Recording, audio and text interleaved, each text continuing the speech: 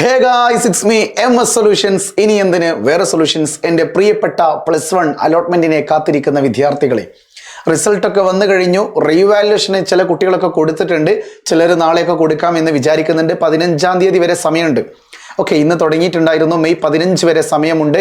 എങ്ങനെയാണ് കൊടുക്കേണ്ടത്, റീവാലുവേഷനെ കുറിച്ചുള്ള A to Z സംശയങ്ങൾ ഓൾറെഡി 13 മിനിറ്റുള്ള ഒരു വീഡിയോ ഞാൻ അപ്ലോഡ് ചെയ്തിട്ടുണ്ട് ഇതേ ചാനലിൽ തന്നെ.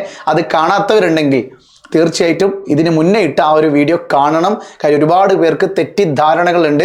റീവാലുവേഷൻ മാർക്ക് കൂടുമെന്നും അതുപോലെ തന്നെ കുറയുമെന്നും എന്നുള്ള 2 തരത്തിലുള്ള തെറ്റിദ്ധാരണകളുണ്ട്. അത് വളരെ കൃത്യമായിട്ട് ഡീറ്റെയിൽ ആയിട്ട് ഞാൻ ഒരു വീഡിയോയിൽ പറയുന്നുണ്ട് കേട്ടോ. ഓക്കെ, ഈ ഒരു വീഡിയോയിൽ ഞാൻ പറയാൻ ഉദ്ദേശിക്കുന്നത്, റീവാലുവേഷൻ എത്ര സബ്ജക്റ്റുകൾ കൊടുക്കാൻ പറ്റും.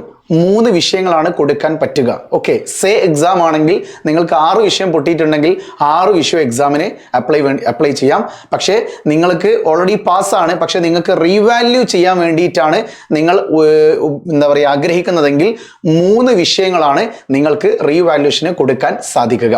അതിൽ കൂടുതൽ പറ്റില്ല. നിങ്ങൾക്ക് 1 കൊടുക്കാം, 2 കൊടുക്കാം, അല്ലെങ്കിൽ 3 എണ്ണവും കൊടുക്കാം. 3 എണ്ണം കൊടുക്കുമ്പോൾ ഒരു കുട്ടിക്ക് 1200 രൂപയാകും. ഒരു വിഷയത്തിന് 400 രൂപയാണ് ഉണ്ടാവുക. ഇനി അടുത്ത ചോദ്യം, ഈ റിവാലുവേഷന്റെ റിസൾട്ട് എപ്പോഴാണ് വരിക? അലോട്ട്മെന്റിന് മുന്നേ വരുമോ എന്നൊരു ചോദ്യമുണ്ട്.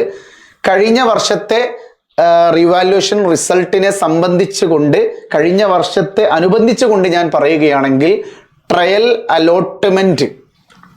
അലോട്ട്മെന്റിന് മുന്നേ നിങ്ങളുടെ റീവാലുവേഷൻ റിസൾട്ട് പുറത്ത് വിടണം.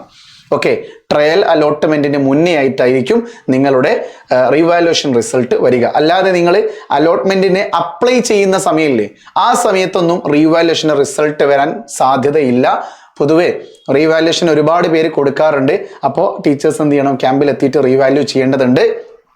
ഓക്കെ, ടാബുലേഷൻ വർക്കും കാര്യങ്ങളൊക്കെ ഒന്നും കൂടി റീചെക്ക് ചെയ്യണം. അങ്ങനത്തെ ഒരുപാട് കാര്യങ്ങളൊക്കെ ഉണ്ട്. അതുകൊണ്ട് തന്നെ ട്രയൽ അലോട്ട്മെന്റിന്റെ റിസൾട്ട് വരുന്നതിന് മുന്നേ ആയിരിക്കും നിങ്ങളുടെ റീവാലുവേഷന്റെ റിസൾട്ട് വരിക. ഇനി അതല്ലെങ്കിൽ മാക്സിമം പോയാൽ ഫസ്റ്റ് അലോട്ട്മെന്റിന് മുന്നേ, അതായത് ട്രയൽ അലോട്ട്മെന്റ് വെറും ഒരു ട്രയൽ മാത്രമാണ്. അത് കഴിഞ്ഞിട്ടുള്ള ഫസ്റ്റ് അലോട്ട്മെന്റ്, അപ്പോഴാണ് അഡ്മിഷൻ സ്റ്റാർട്ട് ചെയ്യുക.